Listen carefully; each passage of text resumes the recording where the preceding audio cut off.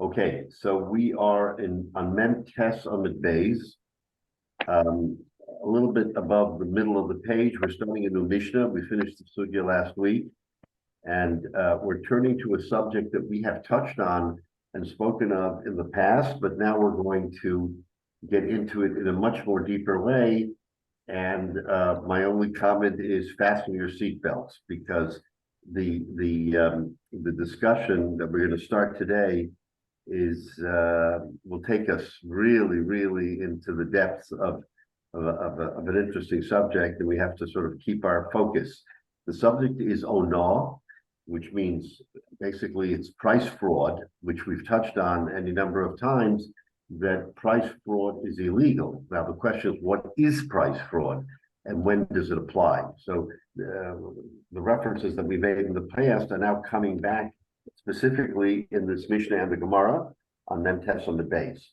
So we'll start with the Mishnah, just for general reference. Ha'ona arba kesef me'esrim ba'arba kesef l'sela. So as a general practice, as a general matter, we've said that so to understand this, that if there is a shortfall or discrepancy or even an overfall, I say shortfall, overfall, it works both ways. It works under and over. What is the under and over? If a price is, let's say, 4 zuz, which again, there's 24 zuz, let's say, in a sela, so 4 zuz, either way above 24 zuz, which is a sela, so 4 to 24 is 1/6. So that's the term that we're going to be, the variable that we're working with, 1/6. If something is more or less than a sixth of what should be the price, and I caution you, what should be the price is a machlokes. We're not just saying what should be the price. We're gonna see that discussion is a machlokes. But let's just say if something is worth 24 zuz and the sale is above that, meaning the buyer is being defrauded, or the sale is below that, which means the seller is being defrauded, then we enter into the discussion of ona. It doesn't automatically have to be ona, but that's what it is. So in the Jewish world, when you're transacting, let's say, and halachically, you're transacting, you really have to sort of investigate, and you can't shoot from the hip. You have to investigate what is the price of the object that we're negotiating. And then we say, based on that price, here's what we're going to do. Lahavdil elav havdalas. What's in the news today, as an example, with the former President Trump and his real estate valuation.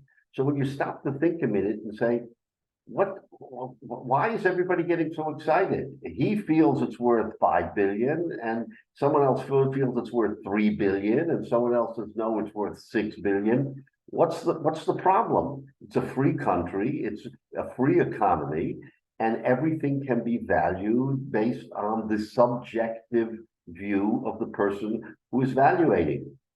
Says the state or whoever is prosecuting him, not so fast. You can't say it's 5 billion when l'chol hapoches everybody agrees it's not more than 4 or 3, whatever. You can't say that. And then you're going to base an entire empire on the fact that you believe it's 5 billion. So again, I don't want to get into that, but I'm just trying to put it into perspective that it's not of the Wild West where you can say what you want. You can't. Especially in Jewish law, there has to be a semblance of reasonableness. So we can argue what is reasonable. Okay, we have some disagreement, this is reasonable, this is reasonable.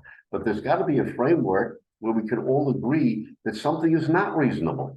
And therefore, if it's not reasonable, and you're engaging in mekach and memker, in commerce, that you're not fair. And therefore, the halacha deals with fairness. What's fair, what's not fair. That's what we're going to get into here. So, Excuse me, Rabbi. go ahead. When somebody has something that they own, why does the community get involved, in terms of what the expected price, whatever? But somebody says, look, this is what it's worth to me. You can't argue with me. I own it, and it doesn't matter what I paid for it. So where do we get the permission to have the whole community come into this question? And what do you think it's worth? What do you think it's worth? What's the last time something was sold? The person says, I want that amount of money. You have that with art all the time.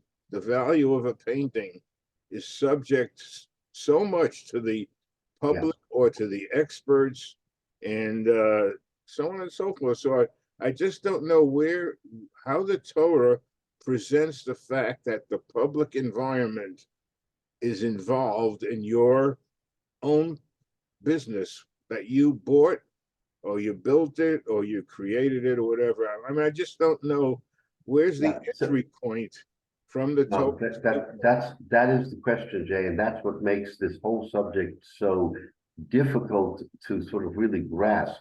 And you said the operative word. You say, this is what it's worth to me.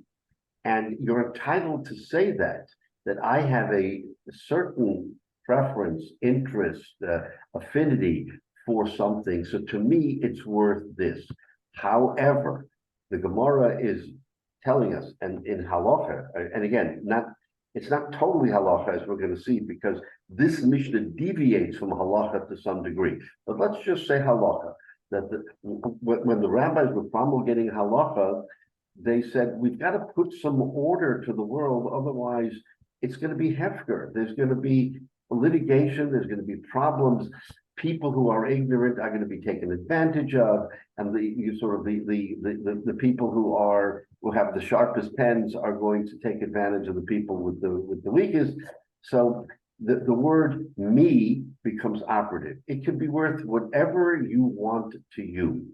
But when you go outside of your own sort of skin, or outside of your own sphere, then in the greater world, there is some objectivity. That's what the halacha, and that's what the Gemara is telling us. There has got to be some objectivity where a society, a city, a town, a group of people can come together and do some kind of an evaluation and say, I know to you this is personal because it's your parents, or because it's something that you did, or your children or family. We get that. But if you're going to go into commerce, which is not your purview, commerce is the community or the greater good, then there has to be some balance, some system by which we can evaluate. And like you said before, part of that evaluation may be prior transactions. It may be that sort of there's a history here. And again, you're right. Art is a very private thing. There was a big art festival here in Florida a couple of weeks ago. People from all over the world came, and I'm told that there were purchases of art that absolutely were unbelievable. And you and I would probably say, maybe our untrained eye or otherwise would say, are you kidding me? This is art. This is what people are willing to pay billions of dollars for. It's like paint thrown at a canvas. So again, the question, this is a very difficult question. How do we evaluate, and then how do we then determine what's considered price fraud in halacha? In halacha, not in the free market, not in what we consider to be the open market. And it's catcher's catch can. Whatever you think it's worth is what you say it's worth, and then someone can either agree or disagree. That's the premise, and I think with that premise, Jay, we're all going to have that same question of who determines, why should this be a price fraud when someone is willing to pay my price? Someone is willing to pay my price. Why should that be price fraud? So we're dealing with a very fine line here. And I think that the Chachamim and whether it was the Tanaim and Amoraim, or later the Shulchan Aruch, had to use what we call a reasonableness test, and had to sort of figure out in order to protect the weakest and also to protect people against themselves, we have to have some basis that is outside of ourselves, because we always believe we know the best of what we are doing, what we're selling. And when someone has something in the market and he says, like you say, I have something that's worth $1,000 and I'm not going to take a penny less.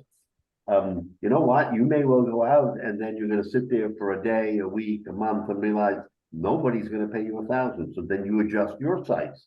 Say, well, maybe I'm overpricing it. Maybe it should be worth 500. So you're going to come to your own conclusion based on what the economy or commerce is telling you. So basically, the halacha here is, you know what? Do some research.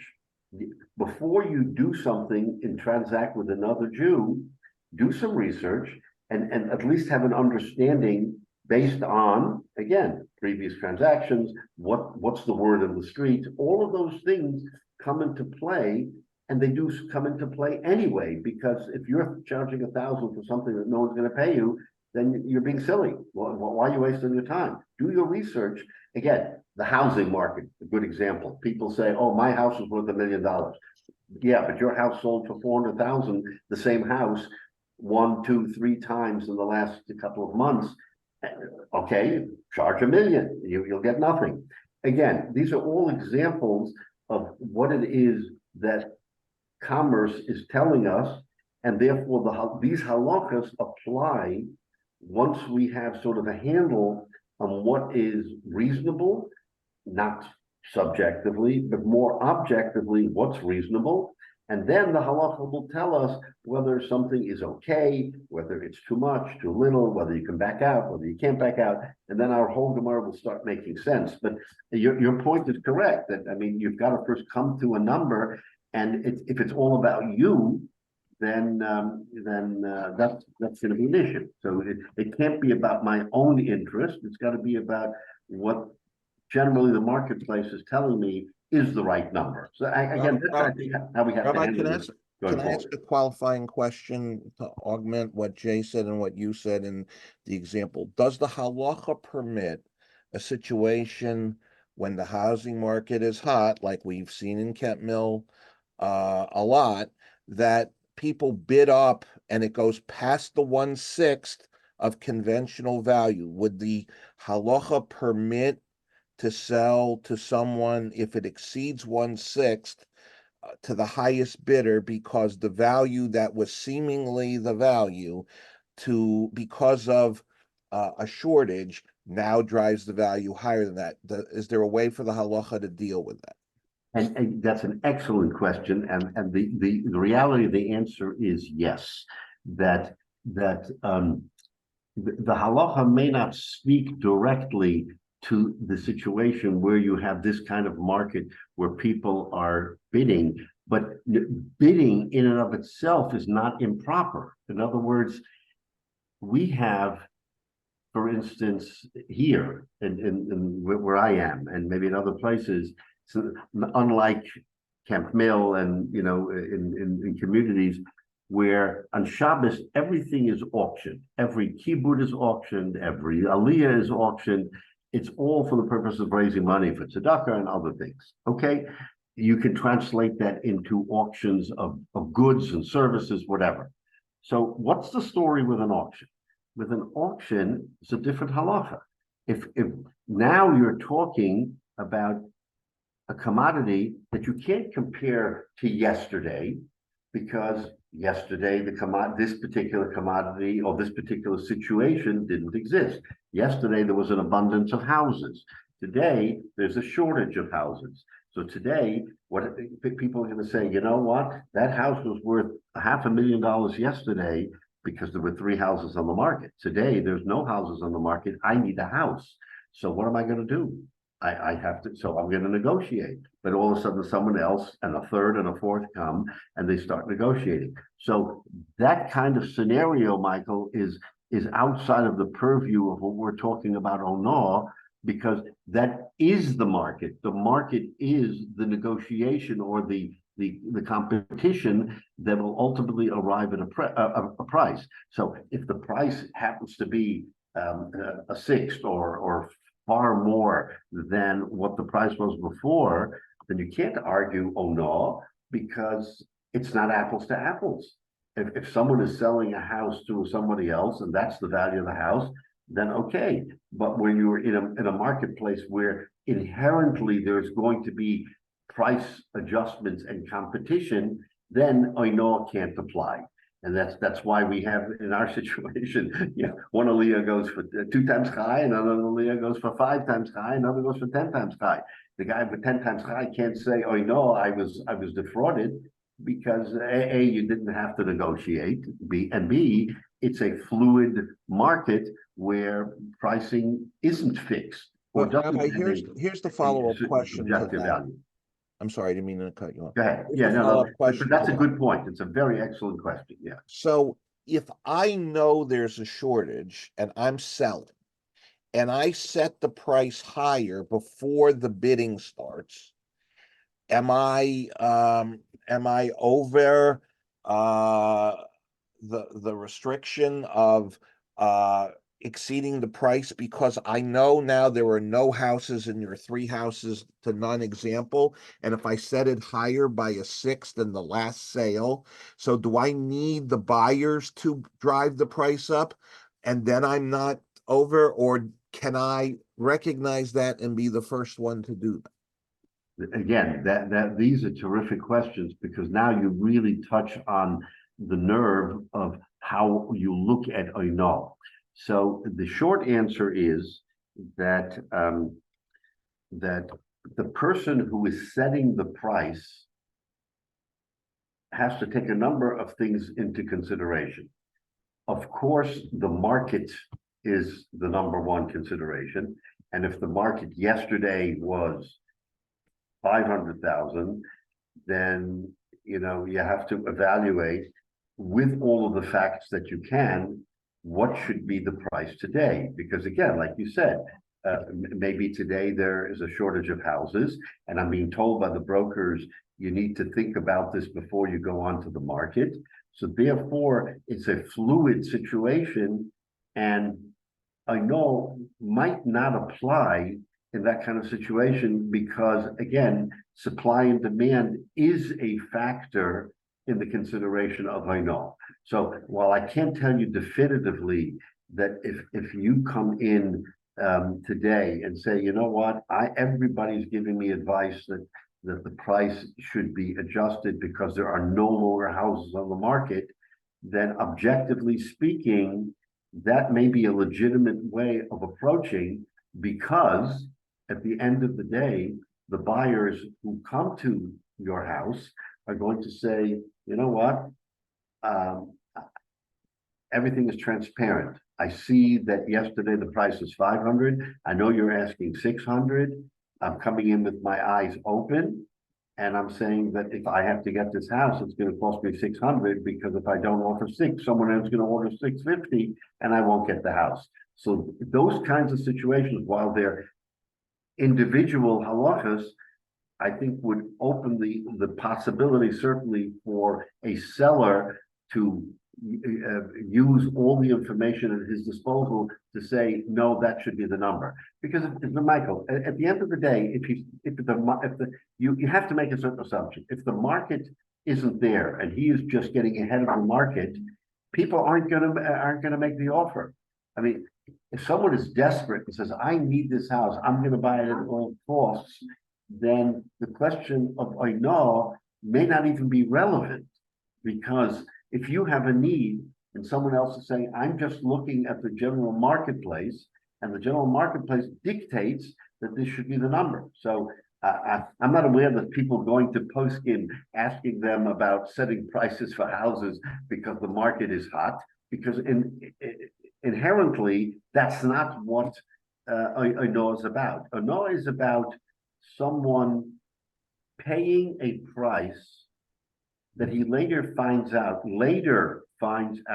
and that's the key here. And I know, b'shas ma'isa, when it's happening, you may not even be in the parsha of Ono.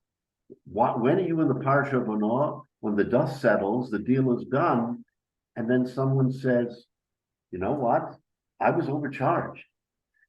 I was overcharged, not because I knew what I was doing, but even with my knowing what I was doing, there was something, I'll use the word surreptitious, but there was something that I didn't know that if I had known, I wouldn't have done. But if the market is out there and it's a real estate market or a buyer's market for certain merchandise, right? All of a sudden, I mean, I remember over the course of time, certain certain merchandise came into the marketplace that was so hot that people were willing to pay all kinds of crazy money to buy, whether it was certain dolls or certain other paraphernalia. But there was something hidden about that. There was either supply demand, or all of a sudden everybody in the world wanted it. You can't later claim, oh, I overpaid for something that the rest of the world was prepared to pay for. So I think our seichel will tell us, and your points are really on the mark, Michael, that the market itself, if it's an open, free market, can't counter halacha. In other words, you can't say, oh, you're not allowed to charge for your house more than a certain amount, because that would be price fraud, when everybody else out there is getting the same advice and they're charging so much more. Why should you be left behind? So it becomes and again, we need to maybe get into the whole Inyan and the Mishnah and the Gemara to come back to have this discussion. But going in, I think we're of the mindset that Oinah is something that in retrospect is something that you didn't know, and had you known, you wouldn't have done it. Therefore, the halacha is protecting you from not being taken advantage of. But it's not, Rabbi. The market is telling us this is the price. That's the price. You got to go with it. You got to go with the price. This is back to Jay's original point, and then I'll stop. The intersection of when the based in comes involved, the community becomes involved. You're saying this is only after the fact. Yes. So you can't stop that from happening on the front end. The That's only right. thing you can do from what you're saying is penalize on the back end. Correct. So, but that takes time to evolve. So the next purchase being in line with that would support you, but by that time you're not supporting the community. It's a very slippery slope. It is a slippery slope, but if we go through the Mishnah and understand what the Mishnah is telling us, which you just hit on, is that price fraud is a retroactive exercise. It's not a proactive exercise, because in real time, the numbers may be totally accurate. It's after the fact that we protect you, that if you were taken advantage of, we can undo a deal, or we can change the terms of a deal after the fact because of Oinah. So you're actually right. Oinah isn't a proactive thing. Oh, wait a minute. The market, I have to get into this market because otherwise I'm going to lose. Absolutely. You need to get in with eyes open into the market. But if it turns out that that market was fraudulent in whatever fashion, then you get a second bite of the apple, says the halacha, and we can either penalize or undo the deal. You can undo a deal. It's not just a question of monetary penalty. You can literally undo a deal with Oinah and say, Mekach tos, didn't happen, I'm out. But you have to look at that retroactively, and in real time, everybody's going to say, wait a minute, this is an active market. You can't restrain me from putting a price on something that I believe is the right price. And then you look around and everybody around you is doing the same thing. So you're right. It's only when the dust clears that Oinah becomes the halacha. B'shas Maisa, there isn't. So I think we should really proceed with the Mishnah, understanding that all of these questions are extremely relevant, and that we're going to understand them once we understand what the Mishnah is telling us. So let's start here. Price fraud. Oinah is a difference of 1/6 from the price that you paid, and that's where the fluctuation is. So we're going to see what that fluctuation is. Shtus lamekach, right? Okay, so now this is the Mishnah speaking. If the amount of fraud, or the discrepancy, is 1/6, exactly a sixth, right? Then says the Mishnah, then you're allowed to go back and say, I overpaid, and I want this, I want my money, or in the Mishnah's eyes, you can void the deal. So this is important because this Mishnah takes a little bit of a deviation from what seems to be the halacha. The halacha bifurcates when it's exactly 1/6, whether you're allowed to void the deal or just get the money. There is a difference. In other words, if I overpaid, I'm a buyer, I overpaid by 1/6, then says the Mishnah, you're allowed to go back and say, give me my money back, that extra money, or I'm walking away from the deal. That's what this Mishnah is implying. The halacha, which we're going to see the actual halacha in the Mishnah. In other words, we're still dealing with the Mishnah or the times of the Mishnah. But this Mishnah seemed to deviate from what the Mishnah was actually saying the halacha is.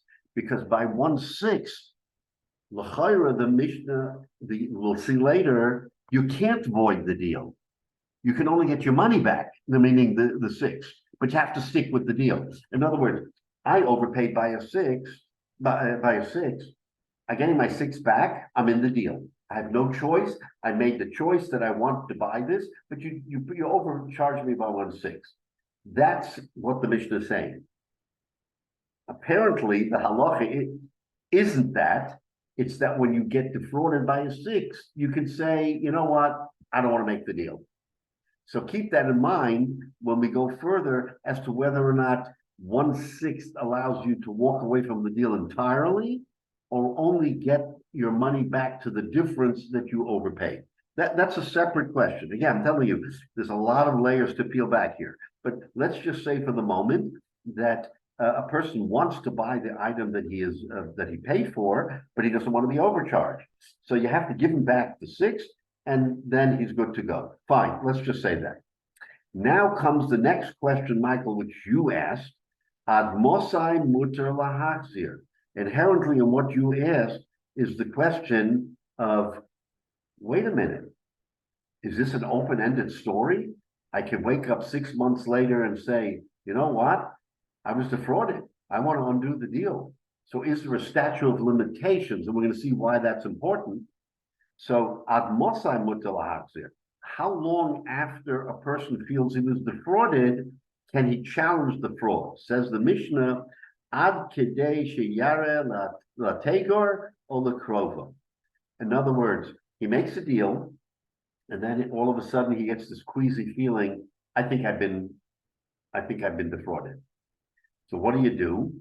You go to a taker, you go to an expert, someone who knows valuations, lakrovo, or to his cousin who's in the business, and you say, you know what, do me a favor. I just bought this beautiful stone for a necklace. Was I taken advantage of? And because I think it's beautiful and I think pay, but now that I look at it, I think maybe I was taken advantage of. So again, is that a hard and fast time? It's an approximate. How long does it take to go to an expert? A day, a couple of days, a week. In other words, within the realm of how long it takes, that's what you're allowed to do. So let's look at Rashi for a minute. Ha'ono arba kesef, most kesef shehem sheish bedinor, 1/6. Me'esher v'arba kesef l'sela, imoya ha'mekach b'demei ha'sela. If the transaction was with the seller was 1 seller shukov dalad mos, that's 24 zuz. The hashta hava oino shtus lemekach.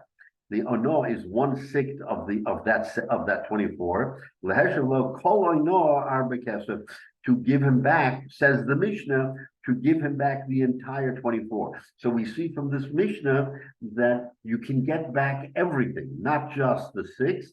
But the Mishnah is telling us that you can actually get back the entire deal and void it. And that's not necessarily the halacha that we're going to see a little bit later on. But again, that's what the Mishnah is telling us.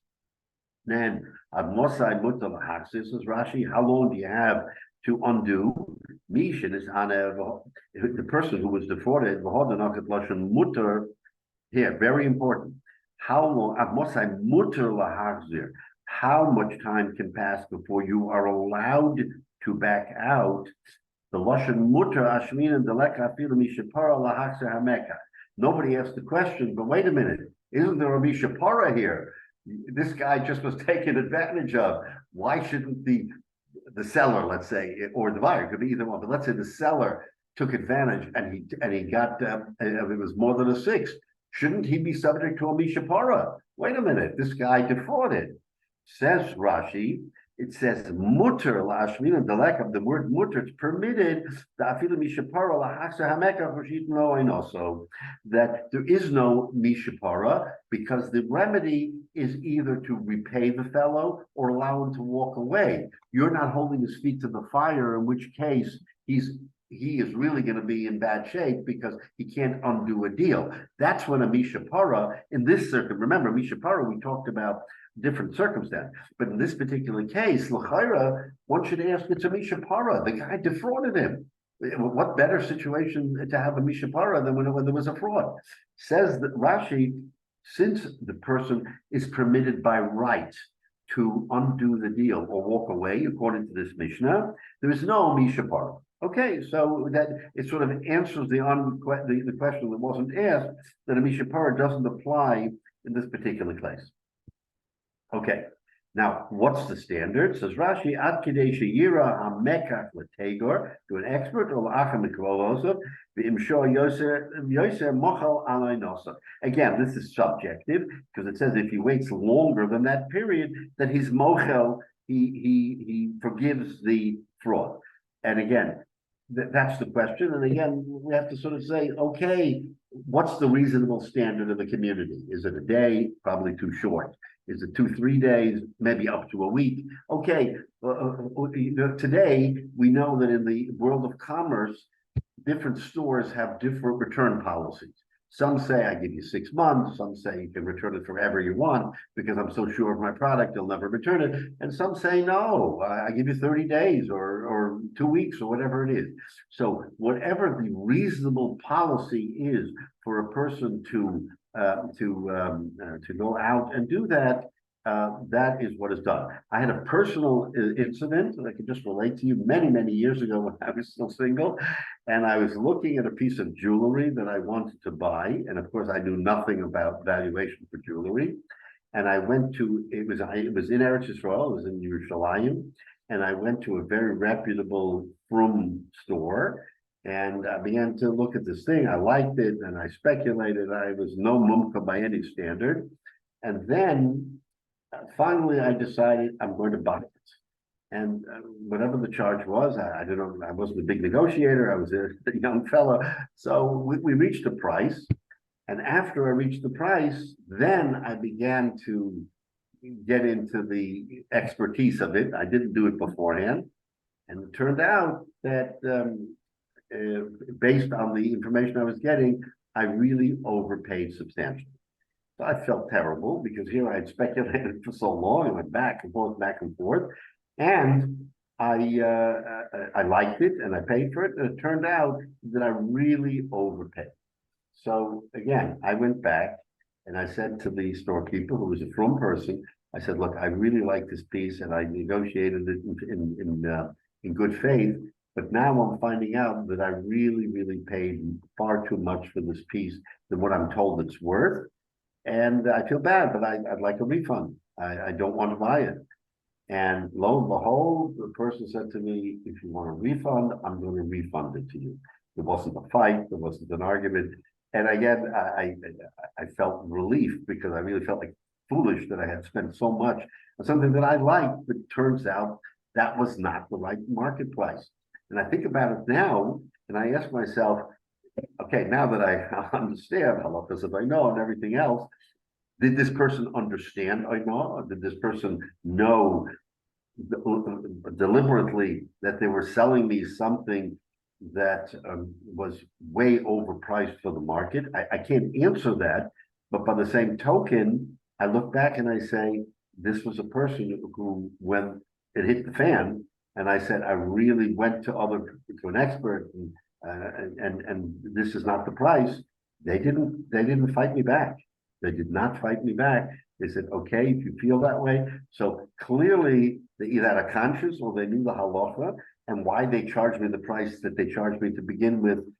Maybe they thought it was again, I can't answer it. But now that I think about it, that was a real classic case where I had no knowledge in advance. Now, maybe I should have done more research. Again, I didn't know. And I bought something, and it turns out that I went to a tager, I went to an expert, and I was told this is very nice, but the price should be this, not this. You really overpaid substantially. And the person, again, I'll be halacha, the person came back and said, I will refund your money. I'm not going to, they didn't offer me a lower price, interestingly. They didn't say, okay, we'll drop it by some substantial amount. We'll give you the opportunity to, and at that point, you know what, maybe I should have or could have said, you know what, I'll pay less, I'll pay this, I'll pay that. I kind of felt relief that the whole process was over. But there, that's a classic case. Like you say, Michael, it wasn't prospective. I was negotiating in good faith. I didn't do my homework. And apparently the seller may have known that in the marketplace, this should be sold for an amount. But they said, this fellow likes it. I'm going to charge him this amount. Were they trying to take advantage of me? Again, that's in their mind. They know yes or no. Maybe they actually felt that this was that's why they didn't offer me a lower price, because they felt someone else will buy it at this higher price. But So, Rabbi, that's the whole Indian. So, Rabbi, if I am a seller and I put in my agreement that if you decide within 5 days, 5 business days, let's say, that you want to negate the deal, you have the right to do that. Does that obviate all this stuff? Again, excellent question. So that's the reasonable standard as to whether in 5 days a person can get the proper assessment. L'chayra, the answer is yes. I mean, you give somebody not 1 day, but you give them 5 days. So 5 days sounds like a reasonable amount of time. Again, it's going to be subject to the time. Maybe it'll take me 3 days to get to an expert. It take me 3 days to get to an expert. The expert needs a couple of days, and then I got to go back to the seller. I need another 3 days. For all I know, it's going to be 8 days, 10 days. So the point is, yes, there is some objective amount of time that would be reasonable in the marketplace for people to say, yes, you can go to an expert, give him the time to review it, get an answer, and come back. I would say it's got to be at least a week, 5, 7 days. I mean, whatever makes sense. Again, I can't pinpoint it, but you're right that there has to be a finite amount of time that everybody can agree that an expert can review, give you an answer, and then you come back. You can't sort of press him to the point where, oh, he'll miss it by 16 hours because he didn't get back in time. It's not a gotcha situation, but you're right. It has to be what one would consider to be a reasonable amount of time. And Rashi basically says that. He says that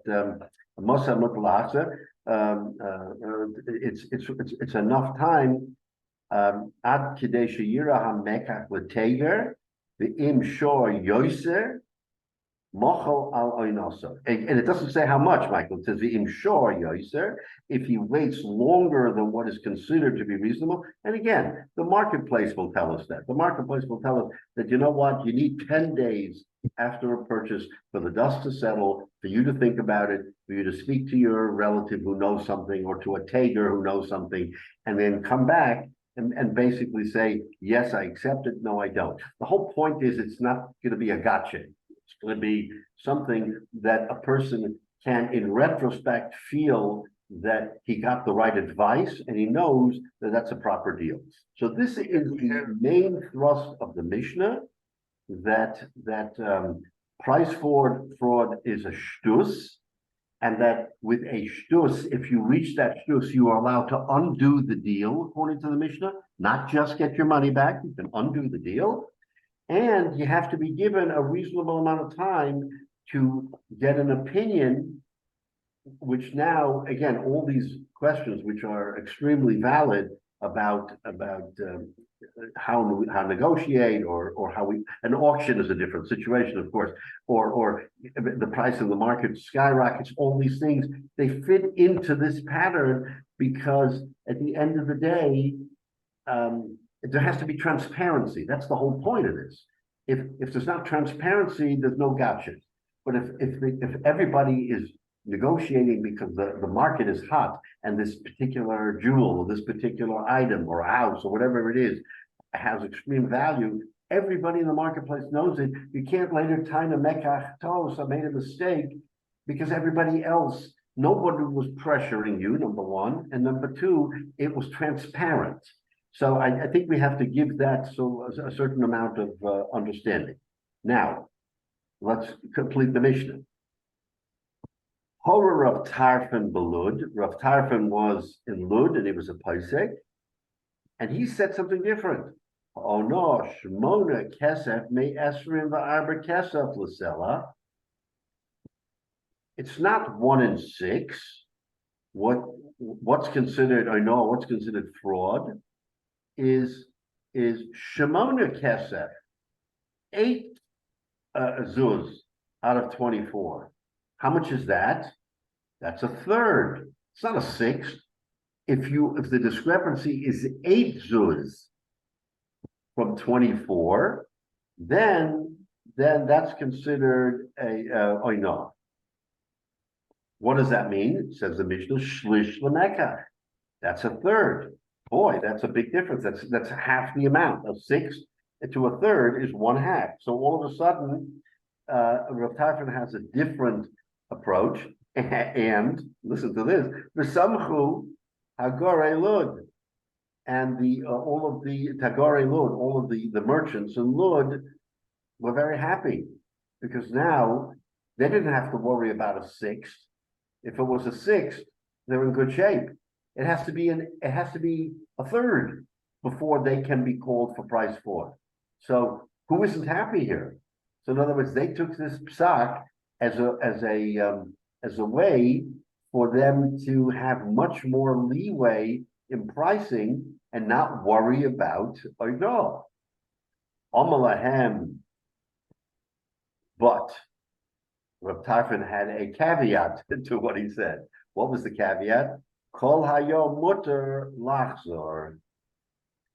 In other words, I guess in his time where he was, they may have said it's a final price. In other words, they set the rules and they said that when we're selling it to you, you have like the 24 hours to make a decision.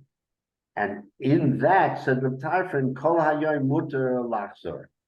No, we're going to make it that all day, kol hayom. So we have to understand what that means. But kol hayom mutter lachzor, it's not a fixed, immediate, or 5 hours or 6 hours.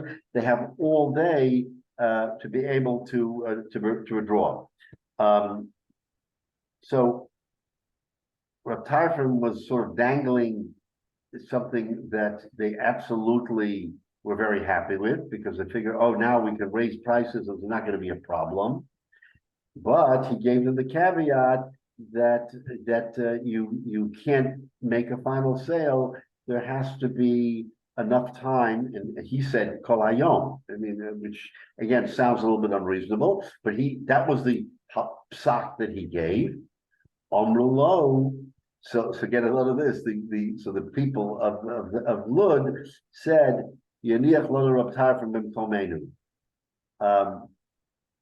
Let Rav Tarfon do his thing. We're not following Rav Tarfon.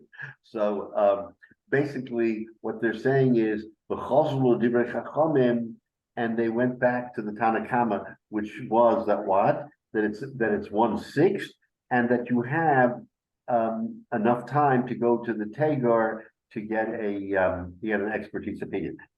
It's a little bit of an anecdote, but the point is that Rav Tarfon was dangling this theory that the merchants of Lud didn't have to abide by what was generally considered the halacha of Ona, which is 1/6, And they said, terrific, we're gonna follow the pricing. This reminds me of what I once told you that we, especially we're in the yeshiva, but in places where there are multiple poskim, some are more mater, and some are makel, and some are more machmir, that you sort out the easier poskim because you wanted to get an easier psak. So the Gemara is telling us, buyer beware. If you're going to follow the makel, you're going to follow the easier psak. There may be some hidden things in that psak that you don't want. So Rav Tarfon was saying, sure, it's a third, but you got to give him time. And again, he was saying a day. Again, it could have been that in Lud there was a no window or a very tight window. That window, by the way, is not a halacha. It doesn't say that the halacha is you have to give them an hour, 5 hours, 10 hours. In other words, they have to have time to retract. How much? You put your feet to the fire. You know, if I give you an hour, and after that, there's no more oino. So he was saying in Lud that you got to give them a day, and they basically said, we're in trouble. If they're going to get a day, then there will be probably a lot of retraction because people, you know, when you're under the gun, we all know this. When you're in the moment, you know, you say, "Oh, I feel the pressure. I want to make a deal." But if you're given a little time to think about it, and the pressure is not on you, then you come to realize, even maybe in a short period of time, what am I doing? I'm doing something that makes no sense. So, but of course, the seller doesn't want you to have that time. He wants to have final sales, which is why, again, when the prices drop to the point where you have, you know, clearance and other these things, it's a final sale. You don't have time to be miyashiv. You don't have time to come back and say, I made a mistake. Even the clearance price wasn't the right price. So the halacha, even in general, is trying to balance between buyer and seller, that the seller shouldn't take advantage and the buyer shouldn't take advantage. Everybody should be sort of on an equal balance. The question is, where is that equilibrium? So this is the Mishnah. The Gemara is going to go into much more detail to explain to us that equilibrium. But anyway, this is how we understand it. So the Samchu Tegre Lud, says Rashi, Shahoya Bikiyin B'Schaira, they were the experts, Umokren B'Yoker, and they sold it more expensive. And they were very happy with that because people followed them because they were the experts. So no one felt, oh, I'm being taken advantage of. I'm going to the expert. This is the guy who knows the right price. So they were very, very happy with Rav Tarfon, but were not happy when he opened the door for them for a buyer to be able to withdraw, even if it was only a day. So again, that's kind of the perspective that we have on what is what's right, what's wrong. All right, so let's start the Gemara. And again, now we're going to get really into the weeds where I think there's going to be probably a lot of discussion. Says the Gemara Itma. Okay, we learned as follows. There's a machlokes between Rav and Shmuel as to how we understand oino. Rav Omar, Rav says, Shtus Mekach Shaninu.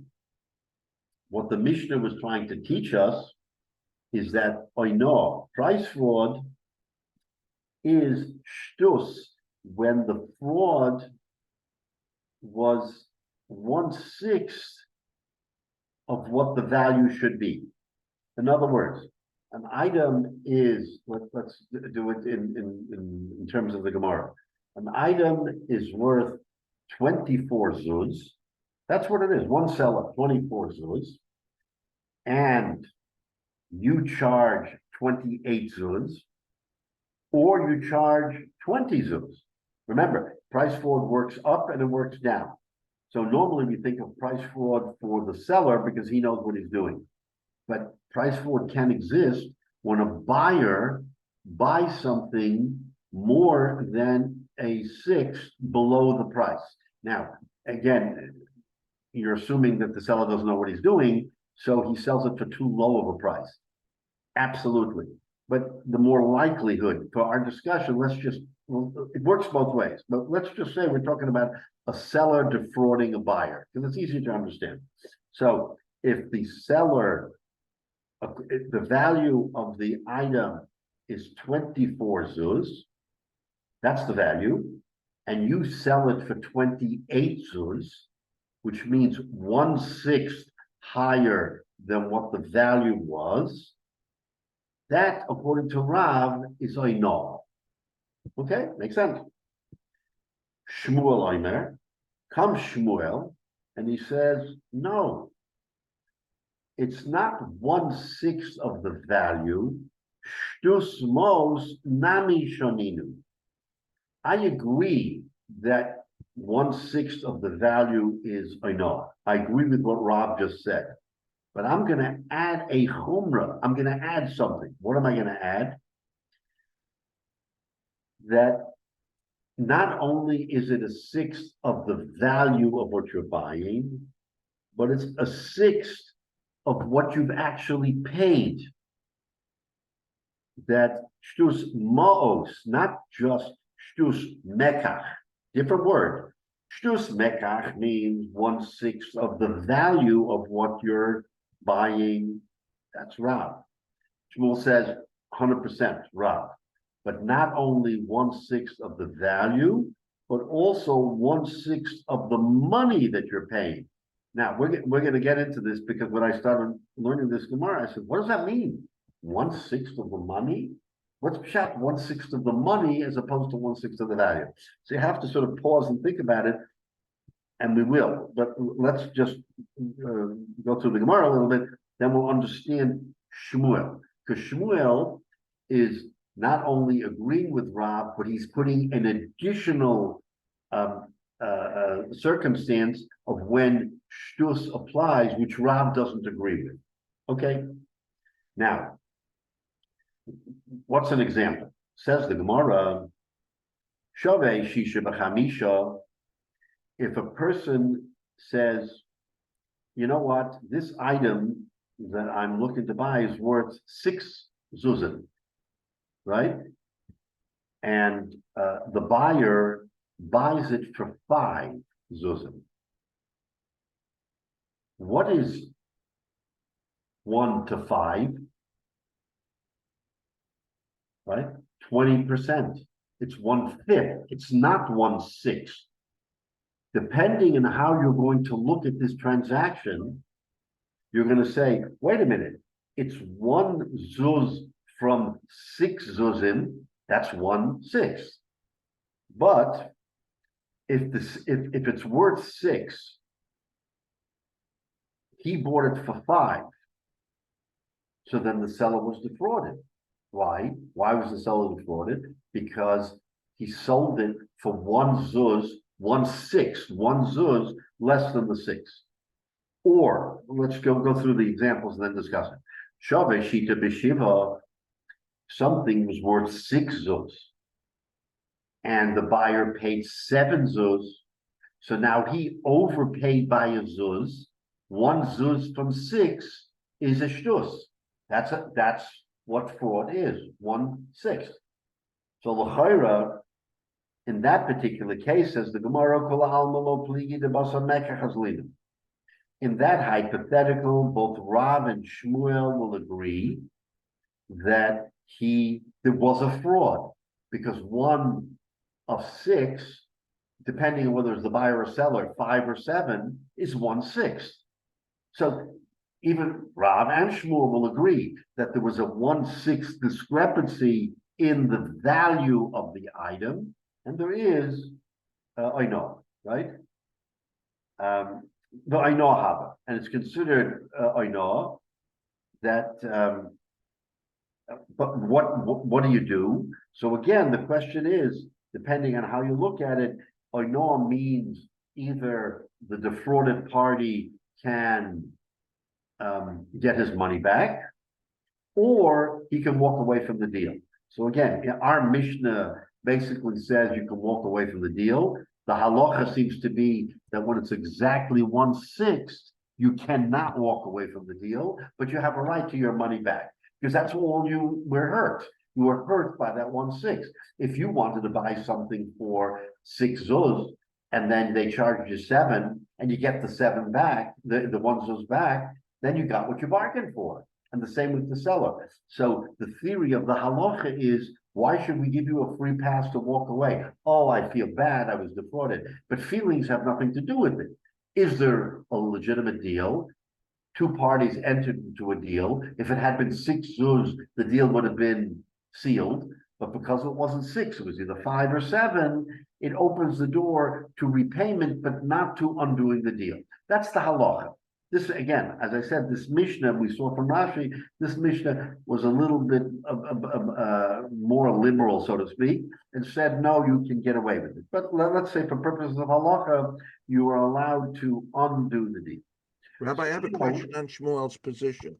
Second. So you said it, if I understood correctly, it needs to be a sixth and a sixth of what was paid. So if the price was 6, you said that Shmuel and Rav agree that if it was 5 or 7, it'd be a sixth.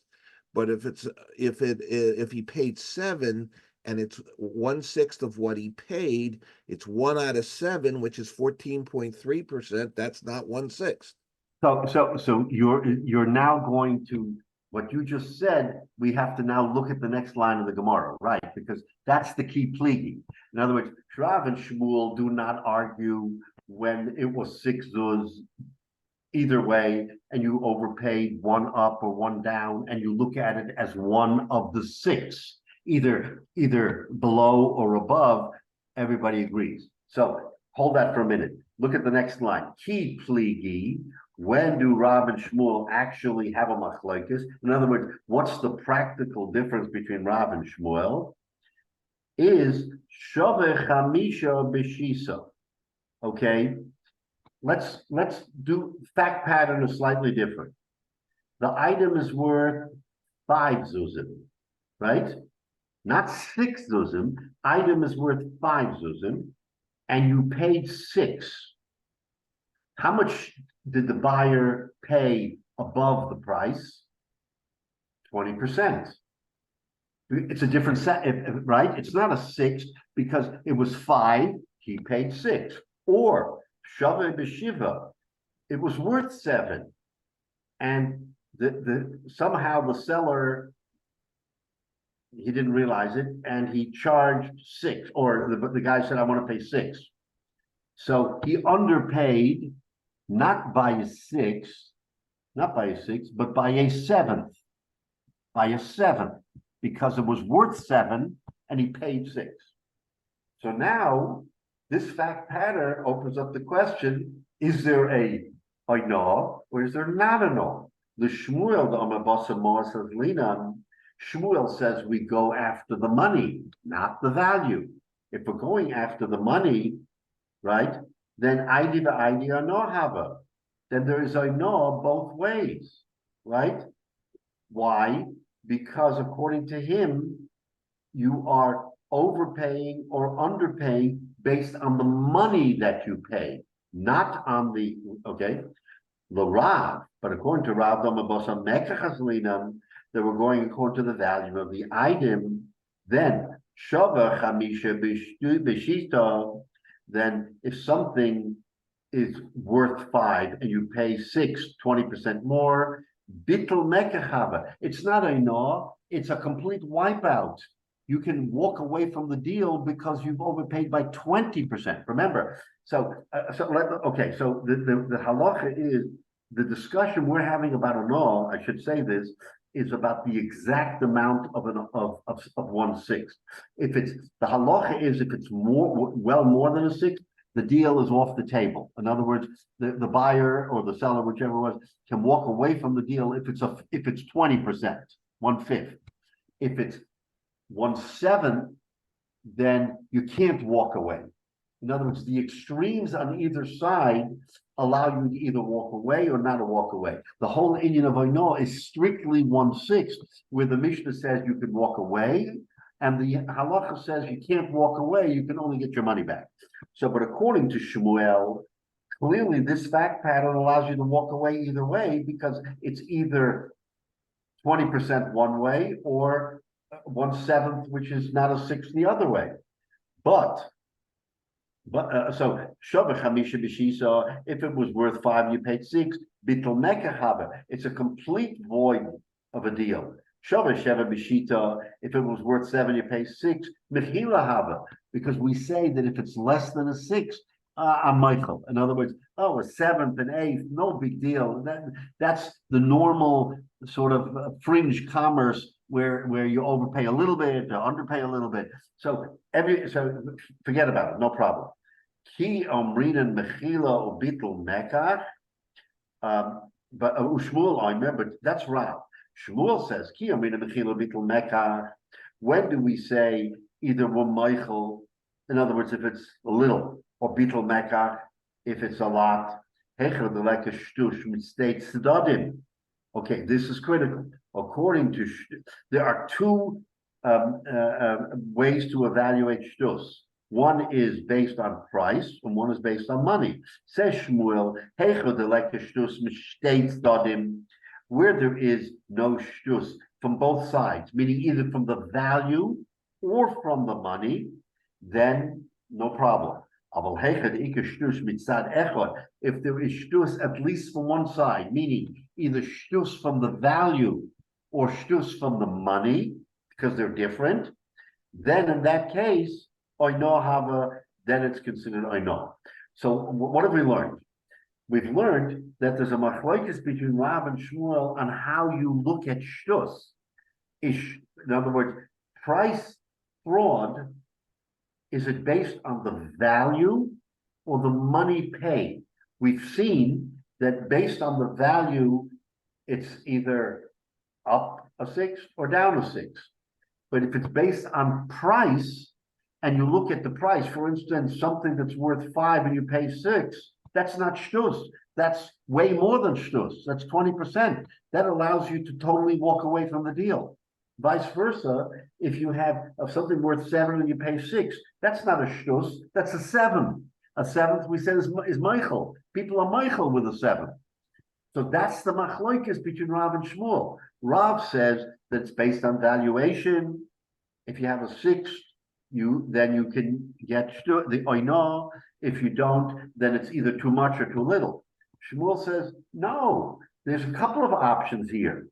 If you have actual shtus, fine. But if you have fraud based on price, on money, not on price, that's still shtus. There still could be shtus or mechila if you have based on price. So Shmuel is more machmir. In other words, he's more machmir on the inyan of oino, and says oino can happen either if there is price or if there's value. The only time you can't have oino is if both don't exist. But if one of 2 exists, then you have oino. So Shmuel has a different, harder version of what is oino. Yeah, Michael. I was just going to say, you just clarified, it's either or for Shmuel, and it's price. Is shtus, right? Is oino. But according to Rav, no. Oino is only when it's a 6. But if it's not a 6 and it's based on price, then either it's void entirely, or it's not void, period, nothing, because it's less than a 6, then nobody's machmid less than a 6. But if it's a 5th, oh wow, that's terrible. Then I don't allow it. But Shmuel requires both elements to be there. Price, there has to be fraud or oino on the value and on the money. It has to be both, not either or, both? Both. Both. Okay. No. Either or, meaning that in order there be not oino, you have to have both.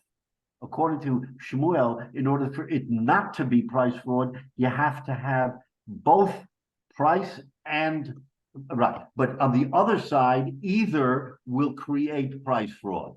It's only to protect from price fraud that you say that. Okay, so let's look at Rashi. So this is the interesting machlokes, because now the machlokes, as we go forward, the machlokes of Rav and Shmuel will set the stage for how we look at oino, because you have 2 different ways of looking at oino. So says Rashi, shtus mekach shaninu, dafka ketani misnishin, shtus lemekach, jema oino shtus l'shaveh shel mekach, to the value. I know. Aber in Pachas Yoser, after Pisha Yesh no Shtus, Etzel Mos, even though there is Shtus to the money, Shenos Zeh, Enzer Kori Shtus Lios Bo Din I know. There is why? Because we go by value, not money, according to this view. The Zeh Din I know, Shtus Lios HaMekach Kayim. In other words, this is the din of Shtus for the deal to remain alive. Bein echad yochel lachzor ela machzor oino. Aber in pachas mishtus mitchila, if it's less than Shtus in the beginning, right? Bein machzor lo klum, then he doesn't have to return anything to him. Because why? It's in the case of 1/7, it's not even, it doesn't rise to the level of Shtus.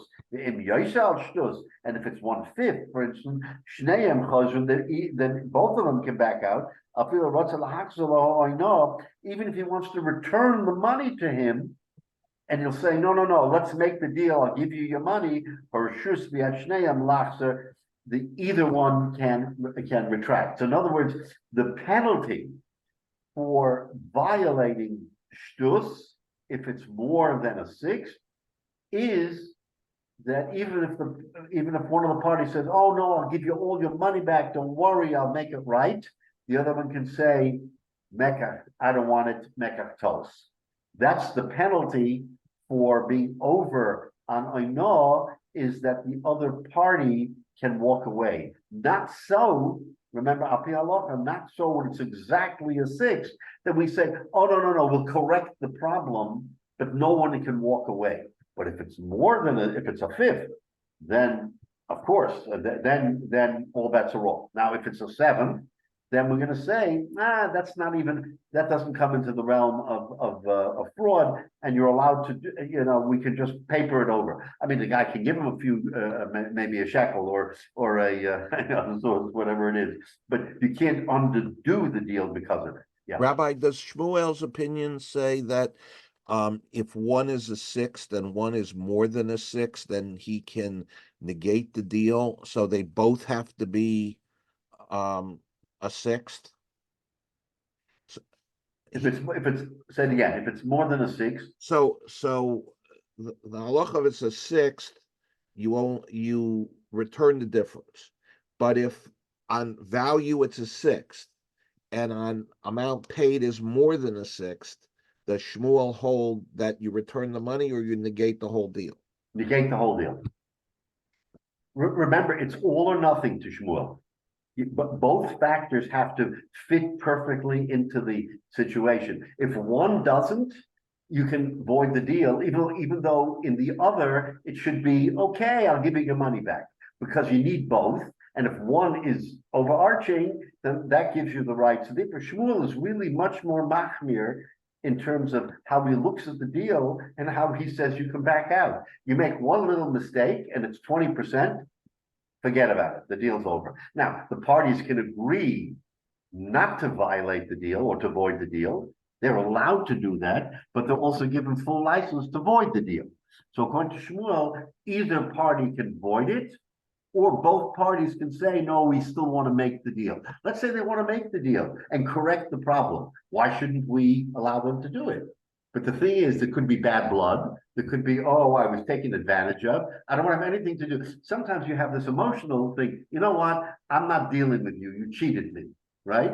So the emotion gets in the way of the deal. So Shmuel says that's allowed.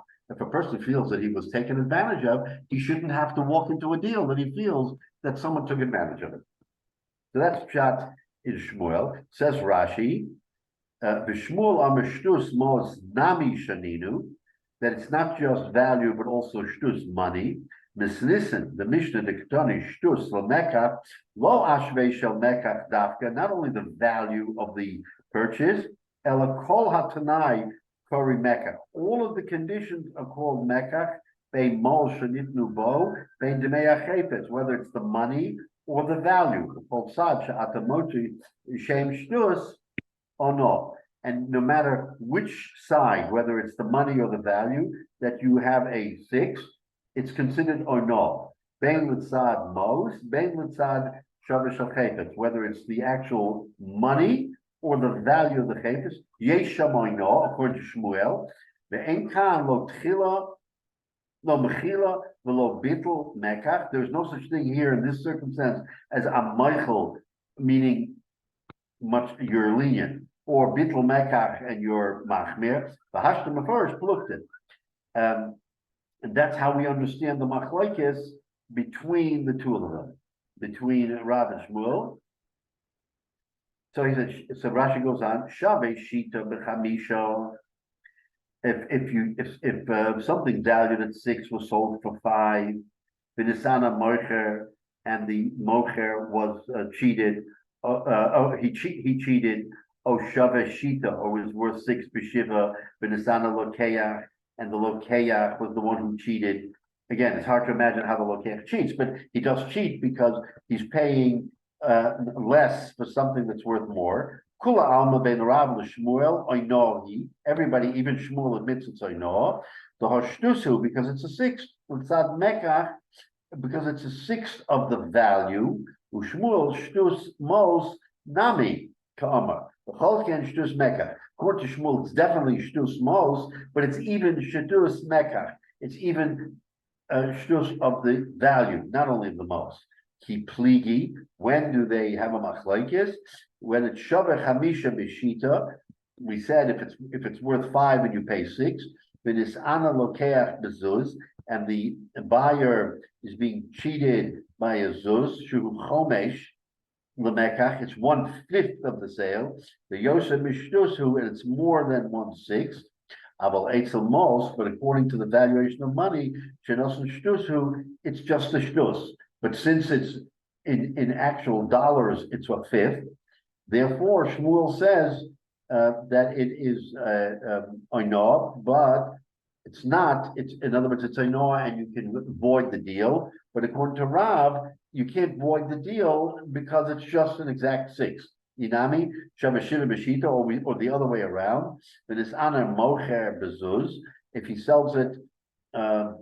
It was worth 7 and he sold it for 6, so that the mocher is being defrauded by a zuz. The gabe mekach enkan shtus. According to the mekach, the price, it's not a shtus, it's less, it's 1/7. El shvius upachas mishtushu, it's less than a 6. It's therefore, according to Rav, there's nothing. Legabe mos, but according to money, which is Shmuel's, it says you have to have a monetary protection, havishtus.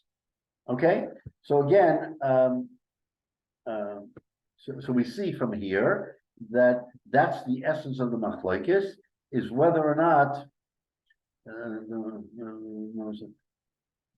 Aidi says Rashi, ben shava shiva b'shita, ben shava chamisha b'shita. No matter what, there is shtus. Okay, so that's how we're left right now. Is that the machlokes between Rav and Shmuel defines what shtus is. It's either shtus of the value or shtus of the money. So now the Gemara is going to go forward and it's going to try to give us either way. If Shmuel is right or Rav is right. But again, when I said at the outset, we're really in for a ride here. You see how delicate this discussion is. What is shtus? And then you have Rav and Shmuel who take two different views of what shtus is. And then, of course, all the questions that we have about how you evaluate shtus. So we see that shtus is something that is really a retroactive halacha, is that when the dust settles, then you determine was there shtus. You can't really proactively say was there shtus, because like you said, Michael, maybe in the marketplace, the market dictates what the real price is, and if people have their eyes open going in, they can't say I was defrauded when everybody in the marketplace is saying this is the price or bidding or whatever it is. So anyway, it's a very opens up an interesting discussion. We'll pick it up next week. Thank you.